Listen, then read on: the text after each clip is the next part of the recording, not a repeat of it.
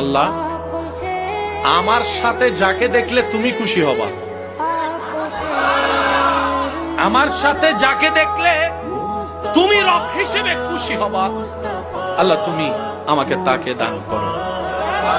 আল্লাহ আমাকে এমন একজন জীবন সাথী দাও যার সাথে প্রতিদিন না হলেও মাঝে মধ্যে হলো গভীর রাতে ঘুমটা হারাম করে তোমার দরবারে তাহাজ্জুদের সিজদা দিতে পারবো। সুবহানাল্লাহ।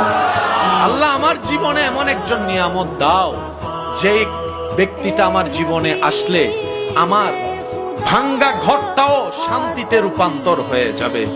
আল্লাহ আমার জীবনে এমন একজন সাথী দাও যেই সাথীর পেট থেকে, যার মাধ্যম থেকে আল্লাহ তোমার প্রিয় বান্দা আও ওয়ালাদিন সালিহিন ইয়াদউ লাহু, এমন সন্তান দুনিয়াতে আসবে, এমন নেককার জীবন পার্টনার আমাকে দাও। বলেন সুবহানাল্লাহ।